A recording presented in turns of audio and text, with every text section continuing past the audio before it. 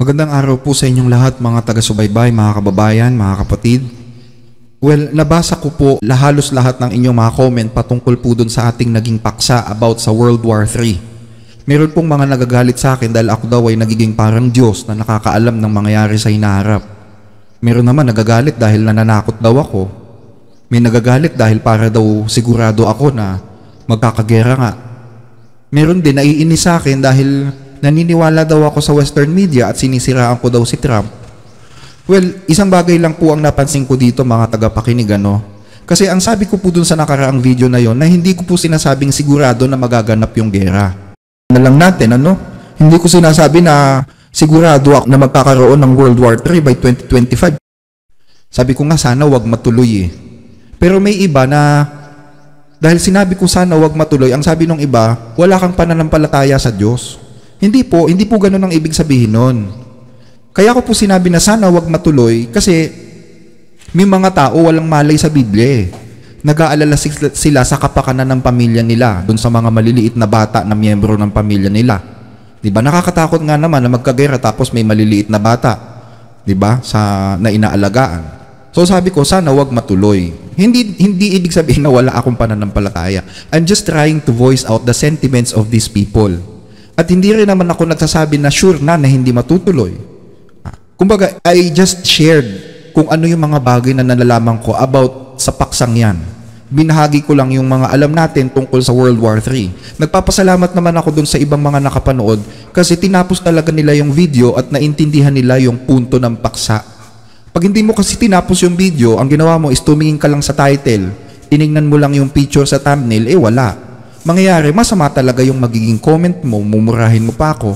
Diba? Ganun yun. So, I highly advise na tapusin muna ninyo yung mga videos na pinapanood natin bago po kayo mag-comment dahil actually, yung bawat video na ina-upload po natin, talagang siniksikan natin yan ng napakaraming kaalaman. Hitik yan sa kaalaman. So, pag na-miss mo or meron kang hindi na-capture, magkakaroon po yan ng misunderstanding. At pag kulang ang narinig, doon po nag-uumpisa yung pagiging judgmental ng isang tao eh. So, ngayon po ganito. May mga nagtatanong sa akin sa Facebook, sa text message, sa email, kung may possibility ba na matuloy yung gera base sa pag-aaral ko. Ang sagot ko po ganito. Siguro, ang dapat nating tanongin dyan ang Diyos. Gaya nga nung sabi ng mga ibang nag-comment, diba? Diyos lang po ang nakakaalam. So, kung Diyos lang ang nakakaalam, tanongin natin siya. Pero papaano? Kailangan ba makausap natin ng Diyos, mukhaan, harapan? Hindi po, hindi ganun. Ang gagawin natin, hahanapin lang natin sa Biblia yung sagot. Kasi nandito na sa Biblia yung kumpletong mensahe ng Diyos sa sangkatauhan. Sapat na to. So tama po yung sinasabi ng ibang comment na Diyos lang ang nakakapagsabi ng hinaharap. So tanungin natin yung salita ng Diyos. Ano ang sabi ng Biblia? Matutuloy nga ba ang World War III? Papaano matitigilan ang pagsiklab ng kinakatakutang nuclear war? So yan po ang ating paksa ngayon mga kababayan. Dito po sa aklat ng propetang si Daniel sa chapter 11, meron pong binabanggit na King of the North and King of the South. Para po sa inyong kaalaman, ang Daniel chapter 11 ay tumatalakay sa digmaan na nagaganap sa pagitan ng dalawang hari. Yun nga, yung King of the North and King of the South. At itong prophecy na ito mga kababayan ay mayroong dual meaning. Pag sinabi pong dual meaning, meron itong literal na kaganapan at meron din itong spiritual na kaganapan. Ang sabi po dito sa Aklat ng Mangangaral, Kapitulo 1, ang talatay 9, ang naganap noon ay nangyayari ngayon. Paulit-ulit lamang ang mga pangyayari. Walang bagong pangyayari sa ibabaw ng daigdig. Nakita niyo mga kababayan? At sa maraming mga pagkakataon, sa tagal po nating nagbabasa ng Bible, marami na po akong nakita na mga prophecy sa Biblia na may mga dual fulfillment. So ngayon, balik tayo sa ating paksa, yung King of the North and King of the South. Sino-sino sila? Pero unahin muna natin kilalanin itong King of the North. Ano yung katangian ng King of the North at ano ang magiging papel niya sa prophecy? Sabi po dito mga kababayan, sapagkat mga sasakyan sa Chittim ay magsisiparoon laban sa kanya. Siya'y mahahapis at babalik at magtataglay ng galit laban sa banal na tipan. at gagawa ng kanyang maibigan. Siya nga'y babalik at lilingapin yung mga nagpabaya ng banal na tipan, at mga pulutong ay magsisitayo sa kanyang bahagi, at kanilang lalapastanganin ang santuaryo sa makatwid bagay ang kuta, at aalisin ang palaging handog na susunugin, at kanilang ilalagay ang kasuklam-suklam na naninira.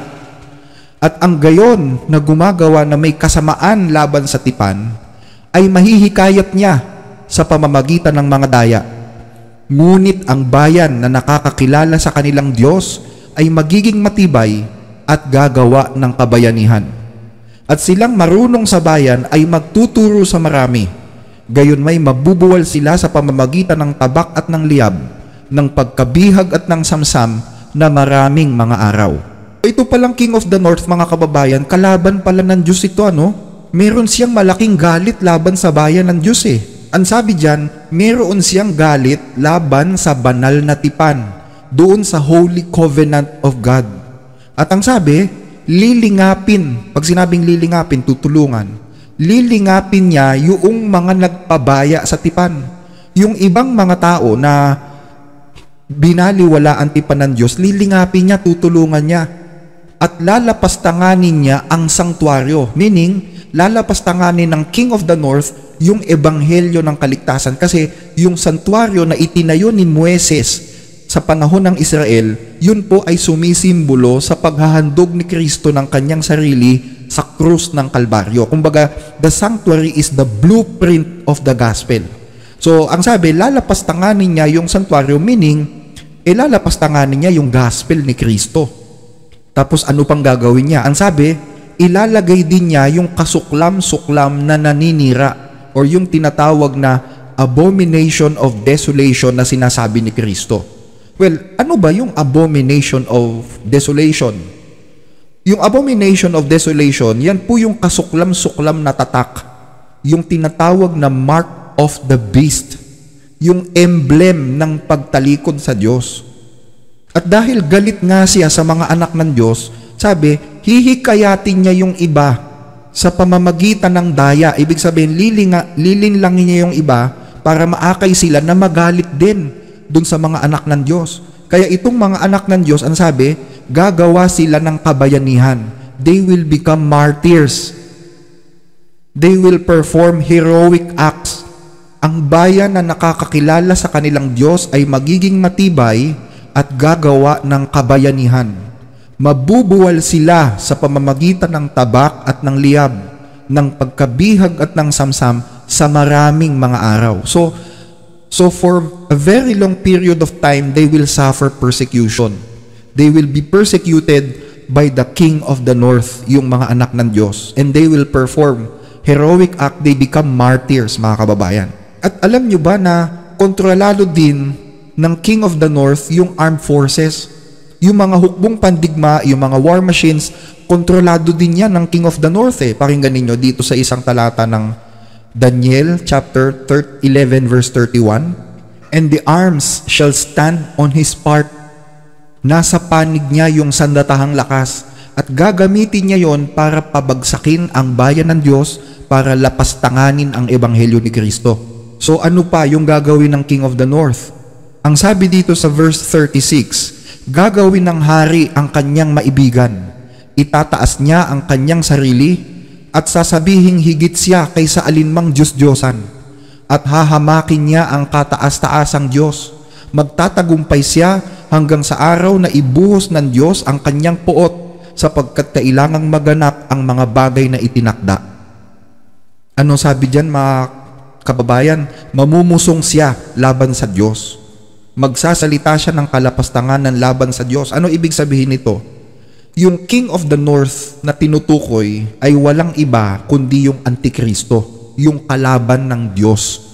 Yung hula ni Apostol Pablo, ang sabi ni Pablo sa kanyang sulat, huwag kayong padaya kanino man sa anumang paraan, sapagkat ito'y hindi darating malibang dumating mula ang pagtaliwakas at mahayag ang taong makasalanan, ang anak ng kapahamakan, the son of perdition, na sumasalangsang at nagmamataas laban sa lahat na tinatawag na Diyos o sinasamba na anupat siya'y nauupo sa templo ng Diyos na nagtatanyag sa kanyang sarili na tulad sa Diyos. So itong sinabi ni Daniel na paglitaw nung King of the North, which is the Antichrist, nakita din yan ni Apostol Pablo sa kanyang vision, kaya isinulat niya sa mga taga-Thessalonica yan eh. So the Antichrist, the man of sin, the son of perdition, at yung King of the North, iisang tao lang yan mga kapatid. Ngayon, kung gusto nyong malaman kung sino yung tinutukoy natin na Antichrist, panoorin nyo po yung ating exposition na ginawa sa episode 2, episode 14 at episode 17. Ipinakita ko po sa inyo dyan ng malinaw kung sino po yung Antikristo. Yan po ay isang religious leader na naghahari ngayon sa mundo. Siya ay isang religious leader na iginagalang, sinusunod lang lahat ng mga hari, ng mga presidente at ng mga prinsipe sa mundo. So ang susunod nating tanong mga tagapakinig is ganito. Sino naman yung King of the South? Siyempre alam na natin na yung King of the South ay kalaban ng King of the North. So ibig sabihin, maliban sa mga anak ng Diyos, itong King of the South ang isa pang kalaban ng King of the North. Pakinggan ninyo dito sa isang talata. At dahil sa galit, ang hari sa timog ay lalabas at makikipaglaban sa hari ng hilaga at kanyang ihahanda ang napakaraming tao, gayon may magagapi ng kanyang kamay. So ibig sabihin, magkalaban talaga itong King of the North and King of the South eh. E tanong, ano bang bansa yung nasa timog ng Israel? Anong country yung nasa southern part ng Israel? Kasi ito pong ating pinag-aaralan na King of the North and King of the South, ang ating point of origin ay Israel. Doon sa kinalalagyan ni Daniel na isang Israelita. So anong bansa yung nasa timog ng Israel? Pakinggan ninyo sa aklat ni Josue, Kapitulo 15, talatang 4. At patuloy sa Azmon at papalabas sa batis ng Ehipto at ang mga labasan ng hangganan ay sa dagat. Ito ang inyong magiging hangganan sa timog. Nakita nyo? O ano yung kaharian o yung bansa na nasa timog na boundary ng Israel? Yun po yung Egypt, yung Ehipto. But since we are talking about the dual fulfillment of the prophecy, itong King of the South ay symbolical Egypt. Hindi po ito literal na Ehipto. Bakit? Kasi we are talking about dual fulfillment na eh. Sabi ko sa inyo kanina, itong itong Daniel 12 ay may dual fulfillment. Isang literal fulfillment and spiritual fulfillment. So we are talking about the second fulfillment, which is the spiritual fulfillment of this prophecy. So pag spiritual, siyempre, ito po ay spiritual na Ehipto. Hindi po ito literal na Egypt, mga kababayan. E talaga ba na mayroong symbolical Egypt sa Biblia?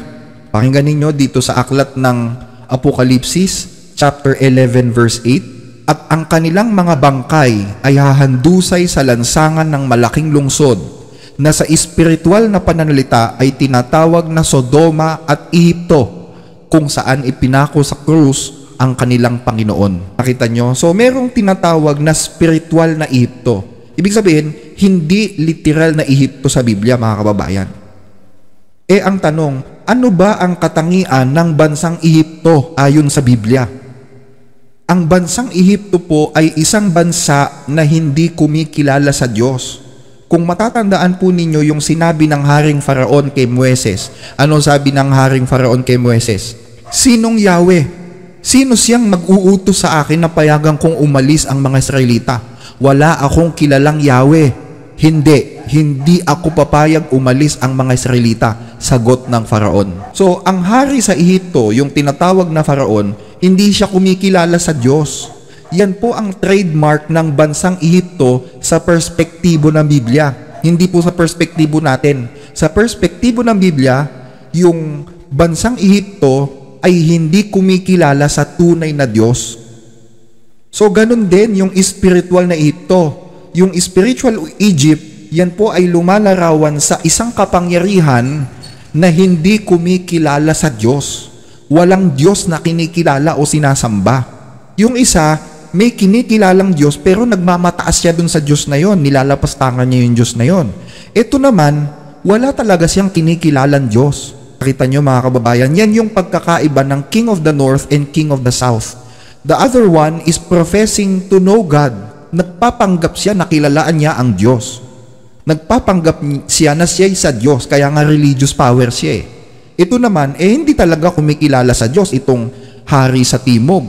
So, ang magiging konklusyon natin mga kababayan ganito, yung King of the North ay isang makapangyarihang leader pang relihiyon na naghahari sa mundo. Nagpapanggap na sa Diyos. Samantalang ang King of the South ay isang kapangyarihang hindi naniniwala sa Diyos, isang atheistic power. Hindi siya naniniwala sa anumang relihiyon. So this battle is between religion and secular power, between ecclesiastical versus atheistic power. Nakuha nyo mga kapatid, mga tagapakinig? At ang katunayan na meron ngang nagaganap na battle sa pagitan ng ecclesiastical at atheistic power, tingnan ninyo yung nangyari sa bansang France nung French Revolution, di ba? Tinalakay natin yan sa ating mga nakaraang paksa, yung tinatawag na French Revolution. Yung bansang France, naging atheistic state siya. Naging atheist yung gobyerno niya. At naghari doon o namuno sa kanila si Napoleon Bonaparte. So ang ginawa ni Napoleon, ipinadakip niya yung Papa sa Roma. At yung Roma ay ginawa niyang Republic of Rome. Hindi niya kinikilala yung kapangyarihan ng Papa eh. Kasi nga atheist yung bansa nila eh. Wala namang ibang sikat na relihiyon noon kundi ang Iglesia Katolika, di ba? Ipinadakip niya yung Papa sa Roma and yung seat of government ng Papa ay ginawa niyang Republic of Rome. Nawala yung absolute authority ng mga sumunod na Papa, nawalan sila ng control sa mga bansa sa Europe, unlike before na yung salita ng Pope is talagang sinusunod ng mga hari at ng mga prinsipe sa Europe, di ba? So yung diwa ng French Revolution, kumalat yun sa buong mundo. Nakarating ngayon hanggang dito sa Pilipinas eh. In fact, alam nyo, yung French Revolution, yan po ang naging huwaran ng mga bayani natin tulad ni Dr. Jose Rizal, ni Andres Bonifacio, at ng iba pang mga miyembro ng La Liga Filipina. Yan ang naging basis nila, yung French Revolution, para labanan ang kapangyarihan ng mga praile dito sa Pilipinas. So yung diwa ng French Revolution, nakaabot din hanggang sa US. Kaya nga nagkaroon ng tinatawag na separation of the church and state na batas. Ang kaso, sobrang powerful ng simbahan. Kalaunan, nag-bow down din sila eh. Yumuko din sila eh sa kapangyarihan ng Papa, yung mga leader ng mga bansa ngayon, di ba? They bow down before the Pope. Parang hindi rin nasusunod yung tinatawag na separation of church and state ngayon eh. Dito lang sa Pilipinas, ramdam nyo yan mga kababayan. Walang magagawa ang gobyerno basta ginusto ng simbahan, di ba? At ganun din po sa Amerika, yung salita ng Pope doon, sinusunod na mga nagiging presidente doon. So natutupad yung sinasabi ng propesiya, siya'y babalik at lilingapin yung mga nagpabaya sa tipan. Yung mga bansa at mga relihiyon na hindi sumusunod sa salita ng Diyos, lilingapin niya. At ang mga pulutong, the arms will be on his side. Ang mga pulutong ay magsisitayo sa kanyang bahagi. Mga armed forces ng iba't ibang mga bansa, magiging kakampi niya, magiging kontrol niya. At ang mga gayon na gumagawa na may kasamaan laban sa tipan, ay mahihikayat niya sa pamamagitan ng daya. So ibig sabihin, itong King of the North, hihikayatin niya ang maraming mga bansa, even the armed forces, na para pumampi sa kanya. Pati yung mga ibang mga tao na hindi sumusunod sa salita ng Diyos, yung mga nagpabaya sa tipan ng Diyos, yung iba't ibang mga relihiyon na may kanya-kanyang mga Diyos, hindi kumikilala sa tunay na Diyos, lilingapin niya yon. Hihikayatin niya sila sa pamamagitan ng daya. Ibig sabihin, he will try to deceive these people, mga kapatid. Di ba nga nawala siya dahil kay Napoleon? Pinahina ni Napoleon yung kanyang authority ng French Revolution eh. So ang sabi ng Biblia, siya'y babalik at hihikayatin niya sila sa pamamagitan ng daya. So nung bumalik yung kanyang kapangyarihan after World War II, nagkaroon tayo ng tinatawag na Vatican II, mga kababayan. Yung Vatican II, yan po ay isang malaking pagpupulong ng lahat ng mga relihiyon kung saan kinikilala or ino-honor na ng simbahan lahat ng mga relihiyon na hindi Katoliko. Kinikilala niya sila as brothers and sisters, as brethren. Dati hindi naman ganun, di ba? Sabi nga ng simbahan, walang ibang kaligtasan kundi sila. Sino mang relihiyon na labas sa simbahan ay mali. Pero after na makabalik sila after the World War II, nagkaroon ng Vatican II and the church embraced this non-Catholic religion as brothers and sisters. Pati yung mga relihiyon na Muslim, Buddhist, Shinto, yung mga relihiyon na hindi naman Kristiyano, pati yun niyakap din ng simbahan eh. Kaya talagang totoo yung sinasabi ng Biblia, siya'y babalik at lilingapin yung mga tumalikod sa tipan. At papaano niyang lilingapin? Ang sabi, hihikayatin niya sila sa pamamagitan ng daya. Ibig sabihin, merong umiral na deception dito mga kababayan. After the Vatican II, hindi naman isinuko ng simbahan yung kanilang paniniwala sa Council of Trent eh. Yung Council of Trent, doon nabuo yung karamihan ng mga doktrina ng simbahan, including yung paniniwala na sila lang ang totoo, na sila lang ang maliligtas, na dapat isparusahan yung mga tumalikod sa pananampalataya. So doon nabuo lahat yun sa Council of Trent. And after the Vatican II, hindi naman nila sinurrender yun eh. Naniniwala pa rin sila doon sa napagkasunduan sa Council of Trent. So ano ibig sabihin? They embrace the other religion, but in reality, they are still believing that they are the only true church. They have the only one na may access sa kaligtasan at yung iba mga mali. But, ang sabi, they embrace the other religion. Yun yung naging pangyayari sa ginanap na Vatican II eh. So this is deception mga kababayan, mga kapatid, di ba? At ang kondisyon na napagkasunduan sa Vatican II, as long na kinikilala ninyo ang authority ng Pope sa Roma, kikilalanin kayo ng simbahan. Ganon yung magiging kondisyon. Pwede kang maging Muslim, pwede kang maging Buddhist, pwede kang maging Shinto, o kung anong gusto mo pwede, basta kikilalanin mo lang ang authority ng simbahan o yung namamahala sa simbahan. So that's the Vatican II, mga kapatid. Siyempre, hindi lang mga reliyon, pati mga gobyerno, mga sandatahang lakas ng iba't ibang mga bansa, nasa panig linya gaya ng sinasabi sa prophecy, di ba? Parang wala rin yung separation of church and state, parang natabunan din yun eh. Overcome ng King of the North yung separation of church and state. So our next question is this, nasan ngayon yung King of the South? Napag-usapan natin kanina, yung King of the South, yan ay representasyon ng isang gobyernong ateista. Alam nyo kung nasan yung King of the South? Yan po ngayon ang lumalabas na villain o masamang kaaway ng mga Christian countries. Sino yon? Yun yung bansang komunista, yung Russia, yung China, yung North Korea. Sila kasi yung mga bansang hindi kumikilala sa kapangyarihan ng simbahan eh. Ang China hindi nga kumikilala sa Diyos yan eh. Diba? Ganon din ang North Korea. Ang Russia, sabi nila hindi daw communist pero they are still under the umbrella of communism. So the fight between the King of the North and the King of the South is now manifesting through the controversy between the Christian NATO state, the Christian states, especially yung mga bansa sa Europe and its allies laban sa mga communist state or mga atheistic states and its allies. Nakita nyo mga kababayan kung gaano ka-accurate ang Biblia? Yan ang prophecy ng Biblia sa nangyayari sa ating panahon. Dito natin makikita kung pag-aaralan natin tong Daniel chapter 11, makikita natin matutuloy ba yung Third World War? Ano ang kakaharapin ng mundo pag nangyari yan? Pero bago natin ituloy yung ating pag-aaral doon sa tanong na yon, meron akong sasabihin na isang sikreto sa inyo mga kababayan. Sikreto to pero ibubulkar ko dito sa channel na to. Alam nyo ba na ang King of the North, represented by the most powerful religious leader in the world, together his allies, yung Western countries, yung mga Christian countries, at yung King of the South, represented naman by the atheistic states, alam nyo, meron silang lihim na sabuatan eh.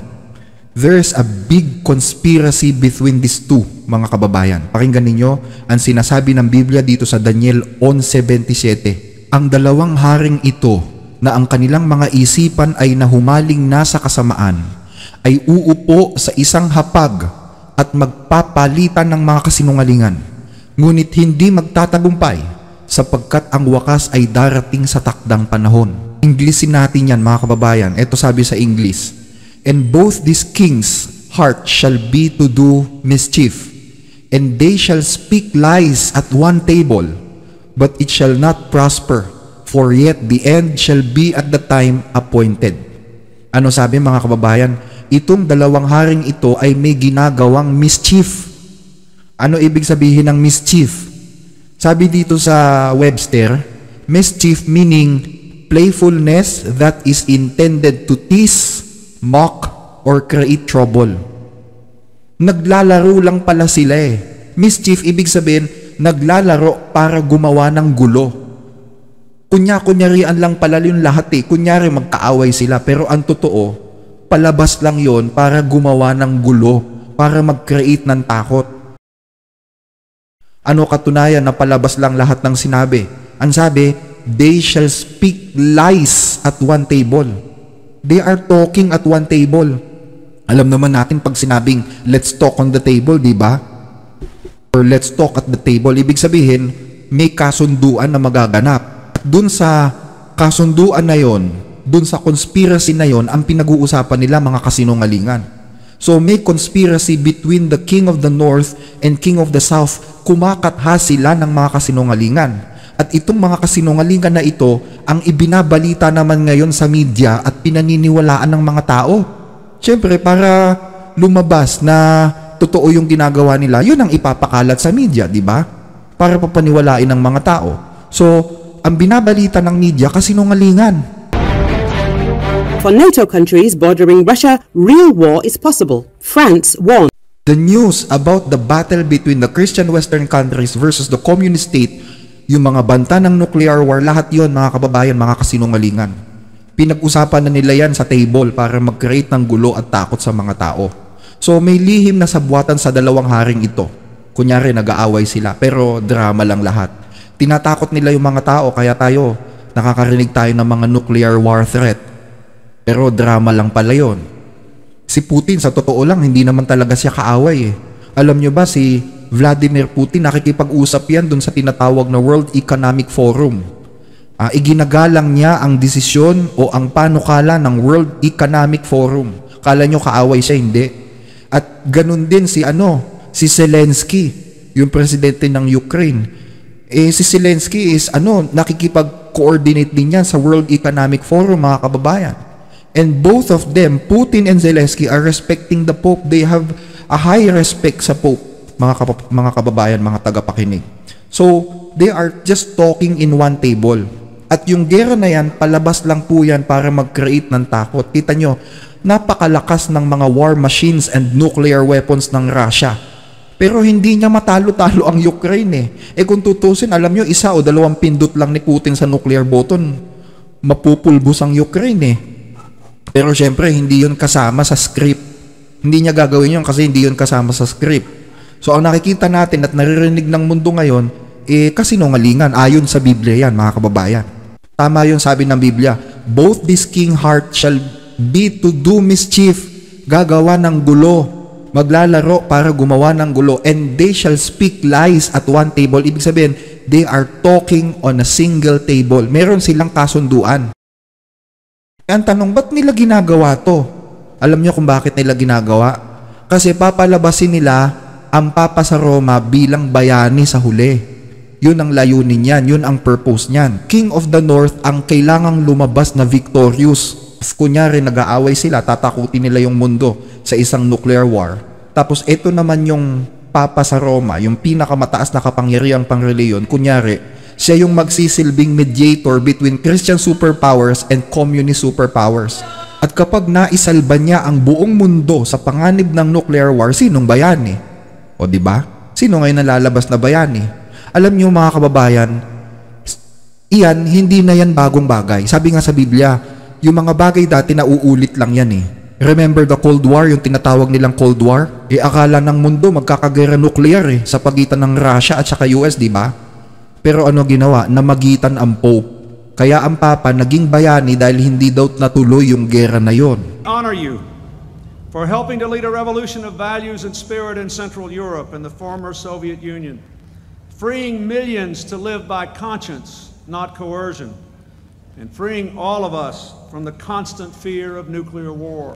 Hindi alam ng mga tao, si Gorbachev na presidente ng Russia noon, kakampi naman talaga yan ng US eh. Kakampi yan ng NATO eh. Gumaganap lang yan sa gera. Magkakakampi yan, mga kababayan. So kapag lumitaw na bayani ang Papa sa Roma, umpisa na yan ang tinatawag na New World Order. A New World Order. Ano po yung New World Order? Yan po ay isang batas na maglalagay sa buong mundo sa ilalim ng iisang kontrol lang. The separation of the church and state will be relinquished. Several human rights must be relinquished. Title of this session: Are we ready for a new world order?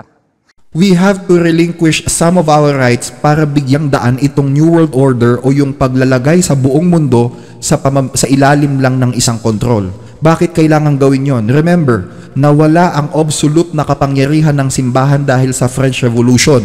So kailangang maibalik yon. Kailangang maibalik yung absolute authority ng church sa lahat ng mga bansa sa mundo. And that is the New World Order. Pakinggan ninyo dito sa sinasabi ng Apokalipsis, Kapitulo 17, talatang 17. Sapagkat inilagay ng Diyos sa kanilang mga puso na gawin ang kanyang layunin at magkaisa ng pag-iisip at ibigay ang kanilang paghahari sa halimaw hanggang sa maganap ang mga salita ng Diyos. Itong mga kahariang ito, magkakaisa sila, magkakaisa yung kanilang puso at isip at ibibigay nila yung kanilang authority doon sa beast, doon sa halimaw. So, who is that beast? Sino yung halimaw na yon? Siya din po yung King of the North na tinatalakay natin ngayon. So, once na nakamit na itong New World Order na ito, sunod-sunod na yan. Papasok na dyan yung tinatawag na Mark of the Beast, yung tanda ng pagkakaisa ng buong mundo. Tapos susundan yan ng persecution of the saints. Diba tinalakay natin kanina, naggalit yung King of the North doon sa bayan ng Diyos. So once na nagkaisa na lahat, diyan papasok yung persecution doon sa mga anak ng Diyos, mga kababayan. Kasi sila talaga yung kaaway Hindi naman kaaway yung King of the South talaga Hindi siya talagang villain. Ang villain para sa mga world leaders ay yung mga anak ng Diyos kasi nga hindi sila nakikiayon sa kalakaran ng mundo. So ang tanong natin ganito, ibig mong sabihin, kapatid, hindi matutuloy yung nuclear war kasi pipigilan ng Papa? Tanungin natin ng Biblia. Pakinggan ninyo dito sa Daniel 11:27. Ulitin natin yung basa. And both these kings' heart shall be to do mischief, and they shall speak lies at one table, but it shall not prosper. For yet the end shall be at the time appointed. Ano sabi sa prophecy? The conspiracy will not prosper. Hindi magpa-progress yun. Mayroong nakatakdang katapusan para dito sa dalawang haring ito. At pag dumating yung takdang katapusan nila, ano sabi ng Biblia? Sa panahon ng kawakasan ay sasalakayin siya ng hari ng timog. Ngunit ang hari ng hilaga ay pupunta laban sa kanya na gaya ng isang ipo-ipo. May mga karawahe, may mga mangangabayo, at may maraming mga barko. At siya'y sasalakay laban sa mga bansa at lalampas na gaya ng baha. Nakita nyo mga kababayan? Magaganap bang gera o wala? Matutuloy ba yung gera o hindi? Sabi ng Biblia, matutuloy. Ito po ay isang digmaang pandaigdig. This is world war. Ang sabi, ulitin natin, siya'y sasalakay laban sa mga bansa at lalampas na gaya ng baha. So mga bansa ang involved dito mga kapatid. Ang tanong, kung matutuloy ito, kailan naman? Pakinggan ninyo dito sa unang Tesalonica chapter 5 verse 3. Pagka sinasabi ng mga tao, kapayapaan at katiwasayan, kung magkagayon, darating sa kanila ang biglang pagkawasak, na gaya ng pagdaramdam sa panganganak ng babaeng nagdadalang tao, at sila'y hindi makakatanan sa anumang paraan. Hindi sila makakaligtas sa anumang paraan, sabi sa Biblia. Once na nagkaisa na ang buong mundo, doon sa tinatawag niya New World Order na babanggitin doon, peace and safety. The world will declare peace and safety. A New World Order. Peace and security, freedom, and the rule of law. Doon naman papasok yung biglang pagkawasak, sabi ng Biblia. Magkakaroon ng isang malaking kapighatian na ang ganon ay hindi pa nangyayari mula sa kasaysayan ng mundo. magkakaroon ng Great Tribulation na hindi pa nangyayari mula ng magkabansa sa mundo. At kasama po sa kapighatiang yun, yung nuclear war. Alam nyo, even the Muslim countries will join this war as a separate alliance. Kaya napakagulo niyan eh. Pakinggan ninyo dito sa Daniel chapter 11 verse 41. Siya'y papasok sa maluwalhating lupain at marami ang mamamatay. Ngunit maliligtas sa kanyang kapangyarihan ang Edom, Moab at ang pangunahing bahagi ng mga anak ni Ammon. Ano ibig sabihin nito mga kababayan? Yung King of the North, pag nag-umpisa na yung gera, ang sabi, maliligtas sa kanyang kapangyarihan ng Edom, Moab at ang mga anak ni Ammon. Ibig sabihin, mawawala sa grip ng King of the North yung mga lahing Arabo. Kasi itong Edom, Moab, Ammon, yan ay mga Arab race, mga Arab descendants yan eh. So makakatakas sila dun sa kapangyarihan o sa grip ng King of the North. Kasi ngayon, alam nyo, ang nakikita kasi natin parang kaalyado ng Western countries ang Arab world eh, di ba? Meron silang maayos na relasyon sa simbahan, meron silang maayos na relasyon sa NATO. Hindi nga sila nakikialam dun sa gera ng Israel at ng Hamas ngayon eh. In fact, karamihan sa kanila ayaw tumulong sa mga Hamas, di ba? Kasi ang Arab world ay mayroong magandang relasyon sa simbahan at sa mga Christian countries sa West. Pero pag naganap yung nuclear war, itong war sa pagitan ng North Kingdom at South Kingdom na sinasabi sa Biblia, kakalas ang Arab countries, yung mga anak ni Edom, Moab at ni Ammon, kakalas sila sa grip ng King of the North at makikisali sila sa gera. Sa Biblia yan mga kababayan, hindi ko po imbento yan. Pero siyempre, ililigtas ng Diyos yung kanyang mga anak. Ang gagawin ng Diyos, itatago niya yung kanyang mga anak sa mga lihim na dako habang nagaganap ang kaguluhan sa mundo. Maiksi lang naman yung kaguluhan na yan eh. Maiksi lang ang Great Tribulation, hindi yan aabuti ng 7 taon gaya ng pagkakaalam ng iba. Dahil ubusan tao pag umabot ng ganong katagal. Imagine, hindi lang World War III or nuclear war yan. Kasama dyan yung 7 huling salot. Pinag-usapan natin dun sa ating isang episode. Ang sabi kasi ni Kristo, pakinggan ninyo dito sa Mateo 24, sapagkat kung magkagayon, magkakaroon ng malaking kapighatian, na ang ganon ay hindi pa nangyayari buhat sa pasimula ng sanglibutan hanggang ngayon at hindi na mangyayari kailanman. At maliban na paikliin ang mga araw na yon, walang makakaligtas. Pero dahil sa mga hirang ay paiikliin ang mga araw na yon.